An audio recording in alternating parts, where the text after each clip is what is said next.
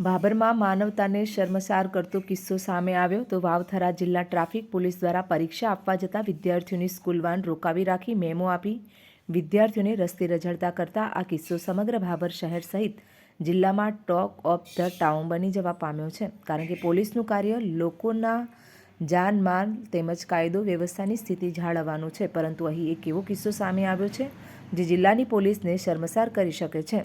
વાવથરા જિલ્લા ટ્રાફિક પોલીસની ગાડી સાથે ગત તારીખ 29 જાન્યુઆરીના રોજ ભાભર વાવ રોડ પર કેટલાક પોલીસ કર્મીઓ વાહનો રોકાવીને કામગીરી કરી રહ્યા હતા। તે દરમિયાન એક સ્કૂલની ઇકો ગાડી ગામડેથી વિદ્યાર્થીઓને બેસાડીને પરીક્ષા આપવા માટે લઈને આવી રહી હતી, ત્યારે ટ્રાફિક પોલીસ કર્મીઓએ આ ગાડી રોકાવી હતી અને તેમાં બેઠેલા પરીક્ષા આપવા જતા વિદ્યાર્થીઓને નીચે ઉતારી દીધા હતા, જેથી પરીક્ષા આપવા જતા વિદ્યાર્થીઓ રસ્તા પર રઝળી પડ્યા હતા।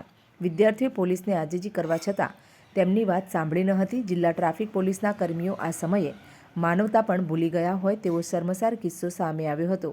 વધુમાં વાત કરીએ તો આ ટ્રાફિક પોલીસની કામગીરી દરમિયાન કેટલાક લોડિંગ વાહનોમાં પેસેન્જર ભરેલ હોવા છતાં તેમને જવા દેવામાં આવતા હતા, તેમજ આ સમયે બ્લેક કાચવાળી ગાડી આવેલ પરંતુ તેને રોકાવીને તરત જતી કરી દેવામાં આવેલ। સવાલ એ છે કે શું જાણી જોઈને આ સ્કૂલની ગાડીને ટાર્ગેટ કરવામાં આવેલ? શું ટ્રાફિક પોલીસની માનવતા મરી પરવારી હશે કે પછી આમને વહીવટી નહીં મળ્યો હોય? જો કાર્યવાહી કરવાની હોય તો અન્ય લોડિંગ વાહનોમાં પેસેન્જર ભરેલ તેમની સામેથી પસાર થઈ રહ્યા હતા તો તેમની સામે કેમ કાર્યવાહી કરવામાં નહીં આવી હોય? તેવા વાવથરા જિલ્લા પોલીસને લાંછન લગાડતા ટ્રાફિક પોલીસ કર્મીઓ સામે જિલ્લા પોલીસ વડા સહિત ઉચ્ચ કક્ષાએથી તપાસ કરીને જરૂરી કાર્યવાહી કરવામાં આવે તેવી આ વિસ્તારના લોકોની માંગ ઉઠવા પામી છે। વધુ આ પોલીસ કર્મીઓનો તારીખ 29/1/2026ના સવારના 9 વાગ્યાથી 1 વાગ્યા સુધી તેમનો પોઈન્ટ કઈ જગ્યાએ હતો તેની તેમજ તેમના મોબાઈલ લોકેશનની તપાસ થાય તે જરૂરી છે।